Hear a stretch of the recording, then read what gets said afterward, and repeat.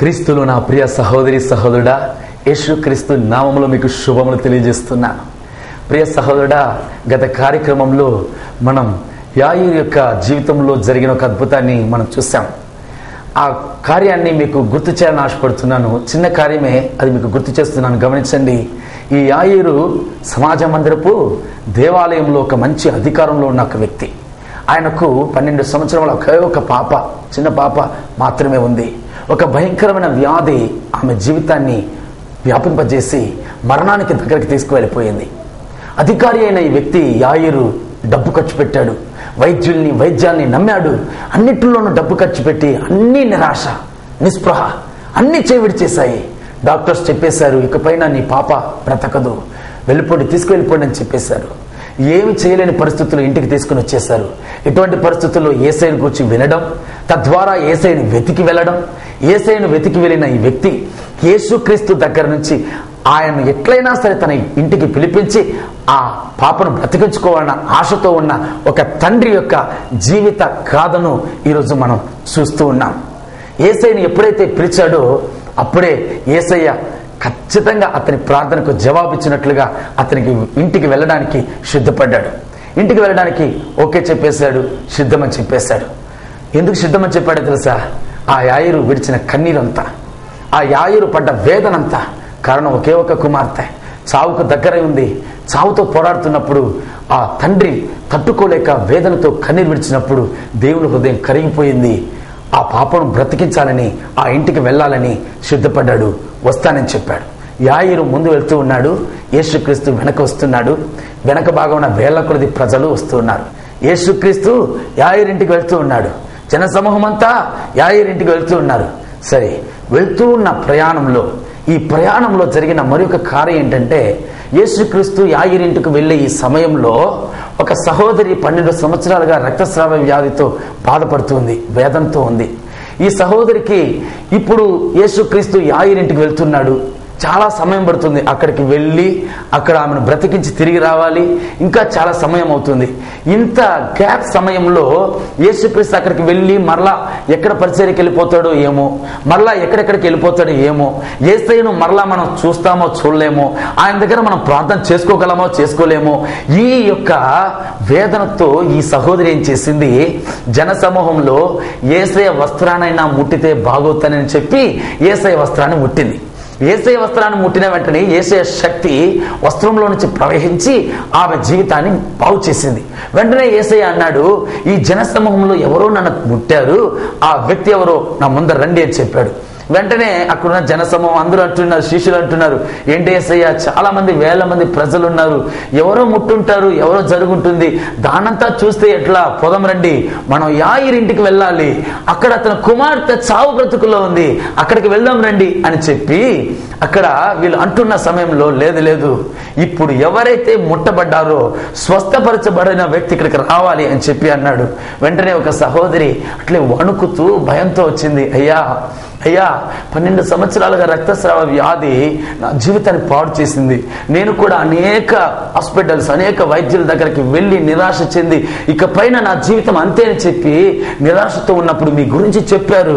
వెంటనే మీ వస్త్రాన్నైనా ముట్టితే నా జీవితం బాగవుతుందని నమ్మానయ్యా, మీ వస్త్రాన్ని ముట్టానయ్యా, అద్భుతం జరిగిందయ్యా, ఇప్పుడు నాకు మహిమ కలిగిన ఆశీర్వాదం, సంతోషం అని చెప్పి గంభీరంగా చెప్పింది.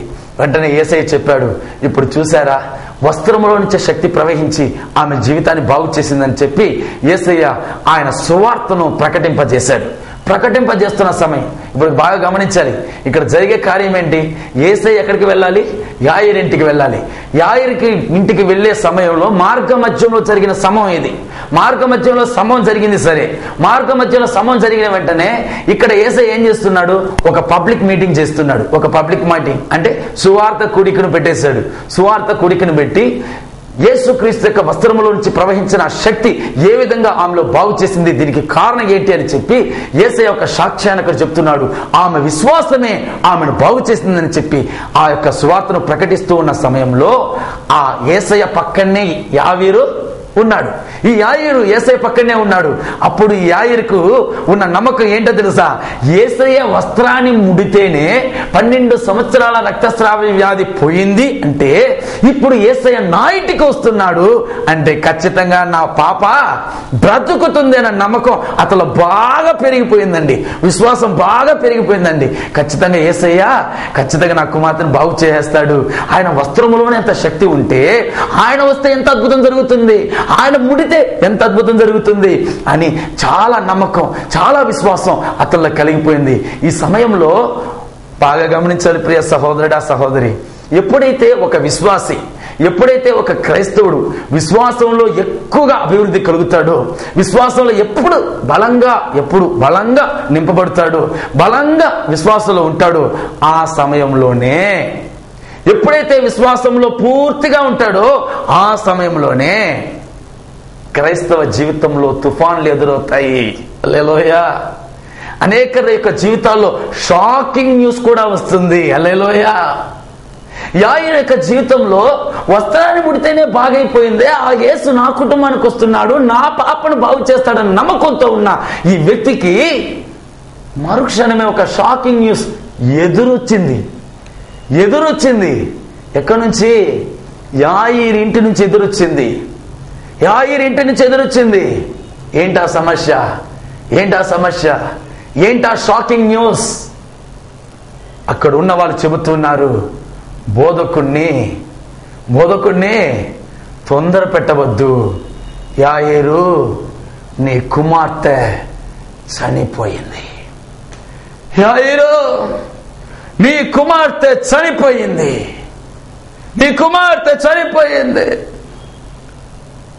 ఎప్పుడైతే విశ్వాసంలో బలపడ్డాడో, ఎప్పుడైతే విశ్వాసంతో, నమ్మకంతో, సంతోషంతో ఉన్నాడో ఆ మరుక్షణమే ఒక షాకింగ్ న్యూస్, తన కుమార్తె చనిపోయింది. తండ్రి యాయిరు కృంగిపోయాడు. కింద అట్లే మోకరించి ఎలుగెత్తి ఏడుస్తున్నాడు. యేసయ్యా 12 సంవత్సరాల పాప, 12 సంవత్సరాల పాప, నాన్నని ప్రేమతో పలకరించే పాప, ఎప్పుడు చూసినా ఆడుకుంటూ సంతోషంగా చిరునవ్వుతో ఎప్పుడు సంతోషంగా ఉండే నా పాప, ఉన్న ఒకానొక పాప నన్ను విడిచి వెళ్ళిపోయింది, నన్ను విడిచి దూరం అయిపోయింది, కాడరాని లోకానికి వెళ్ళిపోయింది. ఇక పైన నా పాప నాకు లేదే, నా కుమార్తె నాకు లేదే, నా ప్రాణానికి ప్రాణంగా నేను కాపాడుతూ వచ్చానే నా పాప, నా కుమార్తె ఇప్పుడు లేదే. ఏడుస్తున్నాడు.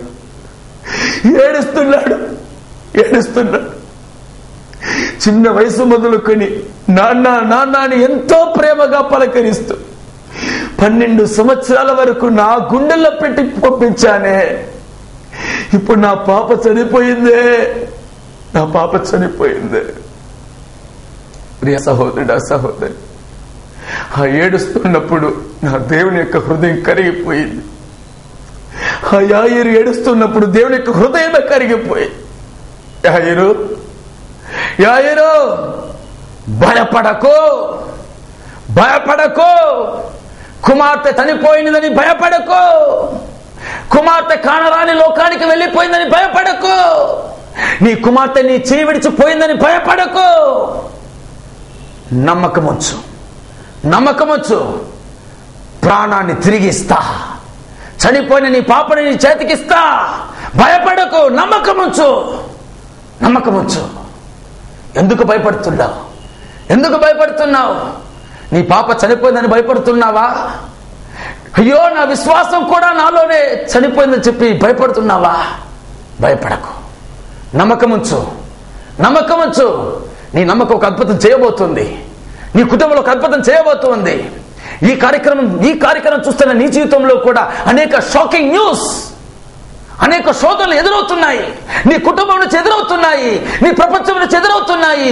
ఈ శోధనలో ఈ భయంకరమైన షాకింగ్ న్యూస్ విన్నప్పుడు నీ జీవితం కూడా ఈ యాయీరు వలె కేకలు వేసి ఏడుస్తున్నావు. దేవా దేవా నన్ను ఎందుకు చేయవిడిచావని చెప్పి ఏడుస్తున్నావు. దేవా నా కన్నీటికి ఎందుకు జవాబు రాలేదని ఏడుస్తూ ఉన్నావు.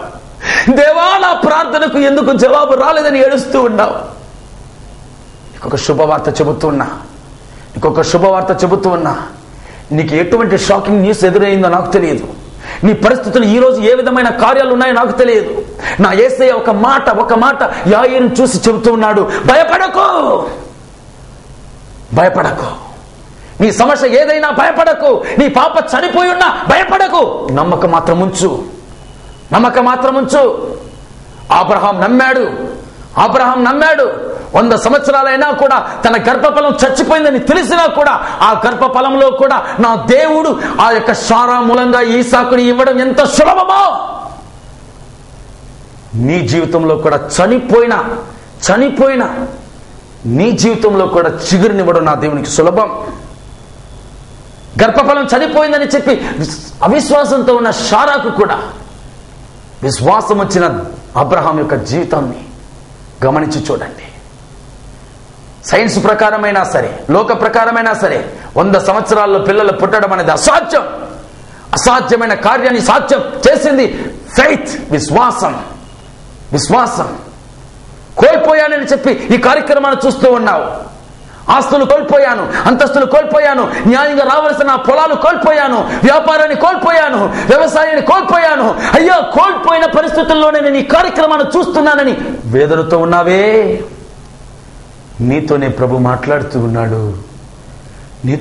మాట్లాడుతున్నాడు. కోల్పోయానని చెప్పి భయపడకు. నమ్మకం మాత్రం ఉంచు. భయపడకు, నమ్మకం మాత్రం ఉంచు. అద్భుతం జరగబోతుంది. యేసయ్య చెప్పాడు, లే యాయీరు లే, పొదని ఇంటికి. యాయీరుకి ఏం చేయాలో అర్థం కాలేదు. ఎటువంటి పరిస్థితుల్లో ఉన్నాం.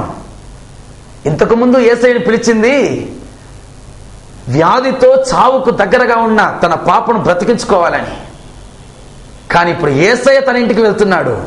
లే, నీ ఇంటికి నేను వస్తున్నాను, పదా. ఎందుకో తెలుసా?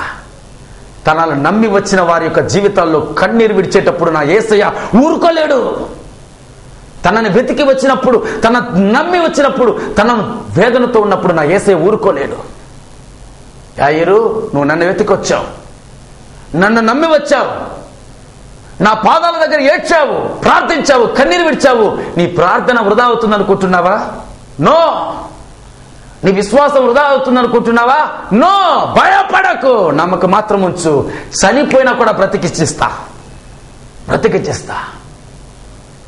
యాయీరు ఏం చేయలేని పరిస్థితుల్లో, ఒక పక్క కన్న కుమార్తె చనిపోయిందని వేదనతో, మరో ప్రక్క యేసయ్య నేను నీకు తిరిగిస్తానని నమ్మకాన్ని కల్పించేటప్పుడు ఆ యాయీరు తిరిగి తన ఇంటికి తీసుకువెళ్తున్నాడు.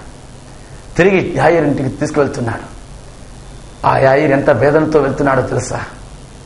నా కుమార్తె చనిపోయిందే అన్న బాధ, వేదన కుమిలిపోతున్నాడు.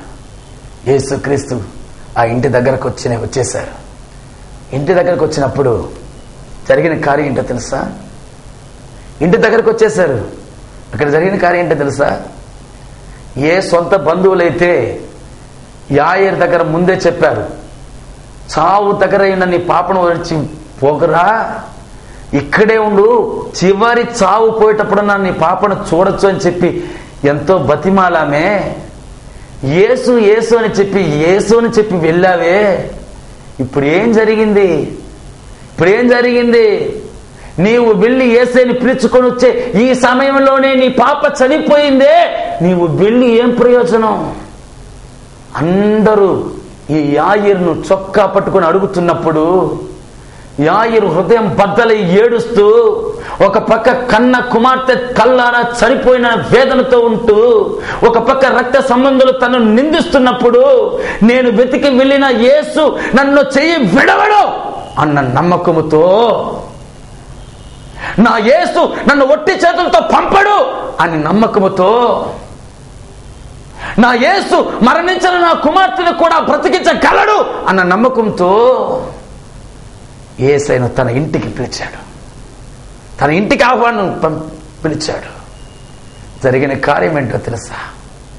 యేసుక్రీస్తు ఆ యొక్క ఇంటిలో ప్రవేశించేటప్పుడు ఎవరెవరైతే అవిశ్వాసంతో మాట్లాడి కేకలు వేసి ఏడ్చి చేస్తున్నారో వారందరినీ గెంటేశాడు. అవిశ్వాసం ఉన్న చోట నా దేవుడు కార్యం చేయలేడు. విశ్వాసం ఎక్కడైతే ఉందో అక్కడే అద్భుతం జరుగుతుంది. అందుకే ఈ బరియల్ కార్యక్రమాలు చేస్తూ ఏడుస్తూ కేకలు పెట్టే వాళ్ళందరినీ గెంటేశాడు బయట. లోపల తల్లిదండ్రులు మాత్రం తీసుకుని వెళ్ళాడు. యాకోబు, పేతురు, యోహాను మాత్రం తీసుకెళ్ళాడు. లోపలికి వెళ్ళాడు, తలుపులు వేసేశాడు. బయట చూస్తే బరియల్ కార్యక్రమాలు జరుగుతున్నాయి, లోపల చూస్తే ప్రార్థన జరుగుతున్నాయి. బరియల్ కార్యక్రమాలు గెలుస్తాయా, ప్రార్థన గెలుస్తుందా అన్న ఒక సంభవం అక్కడ ఉంది. బయట వాళ్ళకి చనిపోయిన అమ్మాయి దగ్గర పోయి వీళ్ళు ఏం చేయబోతారని చెప్పి బయట వాళ్ళు అందరూ అంటున్నారు. లోపల ఉన్న వాళ్ళకి తెలుసు బ్రతికించడానికి వచ్చిన యేసు మాతో ఉన్నాడని. నా ప్రియ సహోదరుడా, జరిగిన కార్యం ఏంటో తెలుసా? నా యేసు ఆ పాప దగ్గరికి వెళ్ళి చిన్నదనా లేమో లేమో లేమో.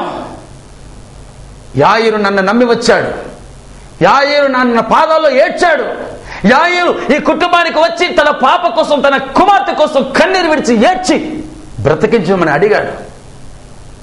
అతని ప్రార్థన వృధా కాదు, అతని నమ్మకం వృధా కాదు. చిన్నదానా నువ్వు లే, బయట బరే కార్యక్రమాలు జరుగుతున్నాయి, లోపల ప్రార్థన జరుగుతుంది. దేనికి శక్తి ఉందో ఇప్పుడు జరగబోతుంది నిదర్శనంగా. యేసు చెప్పిన ఒక్క మాట, చిన్నదానా లే. యేసు చెప్పిన ఒక్క చిన్న మాట, కోల్పోయిన ప్రాణం, చనిపోయిన స్థితిలో ఉన్న ఆ డెడ్ బాడీలో తిరిగి ప్రాణం వచ్చేది. చప్పటి కొట్టి దేవుని మహిమ పరుస్తావా? నా ప్రియ సహోదరి సహోదరుడా, నీవు నమ్మి వచ్చిన యేసు నిన్ను చేయి విడిచే దేవుడు కాదయ్యా.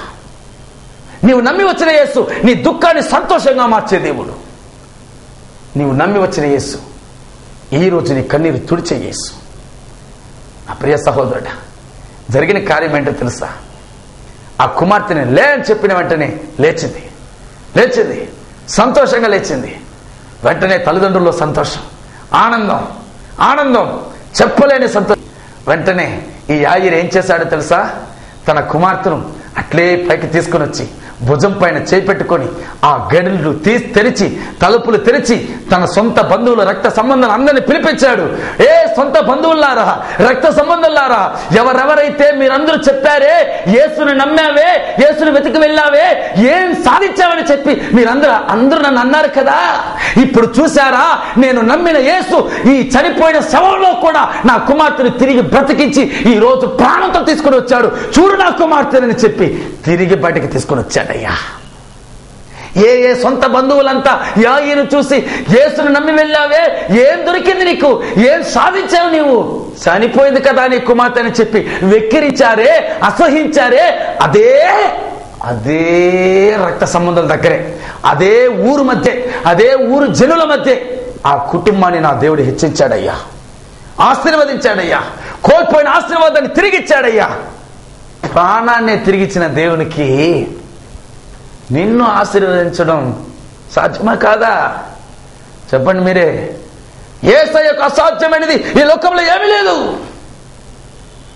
నీ జీవితంలో ఏ కష్టమైనా, ఏ దుఃఖమైనా, కోల్పోయిన పరిస్థితుల్లో ఉన్న నీ జీవితాన్ని ఈ రోజు నా దేవుడు తాకబోతున్నాడు. నువ్వు నమ్మినట్లయితే ఆమేన్. నీ నమ్మకం వృధా కాదు, నీ కన్నీరు వృధా కాదు, నీ కష్టం వృధా కాదు. ఆయన్ని ఎదురు చూస్తున్నావే, యేసయ్యా నా కుటుంబానికి రా అని పిలిచావే, నీ ప్రార్థన వృధా కాదు. యేసయ్యా నా కుటుంబ పరిస్థితిని మార్చడానికి నువ్వు మాత్రమే దిక్కు అని చెప్పి ఆయన నమ్మావే, నీ నమ్మకం వృధా కాదు. నా యేసయ్య కోల్పోయిన వాటిని తిరిగిచ్చే దేవుడు. ఈరోజు వ్యవసాయంలో కోల్పోయి ఉన్నావేమో, అయ్యా భూముల్లో కోల్పోయాను, నష్టం, వ్యాపారంలో నష్టం, అయ్యా, న్యాయంగా రావాల్సిన అన్ని కార్యాలు మాకు అన్నిట్లో చేయవిడిచిపోతున్నాయి. వేదంతో ఉన్నావా? నాకు రావాల్సిన ఉద్యోగం కోల్పోయాను, వేరొకరికి ఇస్తూ ఉన్నారు, అయ్యో ఏం చేయలేని పరిస్థితుల్లో ఉన్నానని చెప్పి వేదనతో ఉన్నావా? మీకు ఒక శుభవార్త చెబుతున్నాను. కోల్పోయిన నీ జీవితాన్ని తిరిగిచ్చే దేవుడు నా యేసు. కోల్పోయిన ఆశీర్వాదాన్ని తిరిగిచ్చే దేవుడు నా యేసు. నీ పరిస్థితులు ఎటువంటివైనా, నీ స్థితిగతులు ఎటువంటివైనా భయపడకు. తన సొంత కుమార్తె 12 సంవత్సరాల కుమార్తె చనిపోయిందని చెప్పి మాట ఎదురైనప్పుడు ఎంత వేదనతో తల్లడిల్లిపోయాడు ఆ తండ్రి, ఎంత వేదన పడ్డాడు ఆ తండ్రి. నా దేవుడు చెప్పిన ఒకే ఒక మాట, భయపడకు, భయపడకు. షాకింగ్ న్యూస్ వచ్చేటప్పుడు భయపడకు. అనేక విధమైన కార్యాలు నీకు ఎదురైనప్పుడు భయపడకు. ఒక అద్భుతం నీకు వేచి ఉంది, వేచి ఉంది. చనిపోయిన లాజరును 4 రోజుల తర్వాత బ్రతికించిన అదే యేసయ్య నీతో మాట్లాడుతూ ఉన్నాడు. చనిపోయిన యాయీరు యొక్క 12 సంవత్సరాల కుమార్తెను బ్రతికించిన అదే యేసయ్య నీతో మాట్లాడుతున్నాడు. నీ బ్రతుకును కూడా బ్రతికించడానికి, ఆరిపోయిన నీ దీపాన్ని వెలిగించడానికి నీతో మాట్లాడుతున్నాడు. భయం నీ జీవితాన్ని పాడు చేసింది. అన్ని కోల్పోయానే నీ పరిస్థితులు నీ జీవితాన్ని ఈరోజు కృంగజేసింది. బాధతో ఈ కార్యక్రమాన్ని చూస్తున్నావు, వేదనతో చూస్తున్నావు. భయపడకు, భయపడకు. ఎటువంటి పరిస్థితులైనా కోల్పోయిన నీ జీవితాన్ని తిరిగిచ్చే దేవుడు నా దేవుడు. కోల్పోయిన ఆశీర్వాదాన్ని తిరిగిచ్చే దేవుడు నా దేవుడు. ఒక్క నిమిషం అందరూ తలలో వచ్చి ప్రార్థన చేయబోతున్నా. పరిశుద్ధ తండ్రి, ఈ కార్యక్రమాన్ని చూస్తున్న ప్రతి వారి జీవితంలో నజరేయుడైన యేసు క్రీస్తు నామంలో ఒక అద్భుతం జరుగునుగాక. కోల్పోయిన ప్రతి ఆశీర్వాదం యేసు నామంలో వారికి కలుగునుగాక. యేసయ్యా, మా ప్రియ టీవీ కార్యక్రమాన్ని చూస్తున్న ప్రతి ఒక్కరు మిమ్మల్ని వెతికొచ్చారు, మీ సన్నిధిని వెతికొచ్చారు. మీరు అద్భుతం చేస్తారని నమ్మి వచ్చారు. మిమ్మల్ని పిలుస్తున్నారు యేసయ్య. ప్రతి కుటుంబాల్లో ప్రభు దర్శించునుగాక. ప్రతి కుటుంబంలో ఉన్న దుఃఖం సంతోషంగా మార్చబడునుగాక. వారి వేదనలు తొలగబడునుగాక. అద్భుతం యేసు నామములో జరుగునుగాక. ఆశీర్వదించండి యేసు నామములో తండ్రి, ఆమేన్. ప్రభు మిమ్మల్ని నిశ్చయంగా ఆశీర్వదించి కోల్పోయిన మహిమను, ఆశీర్వాదాన్ని తిరిగి ఇచ్చునుగాక. ఆమేన్.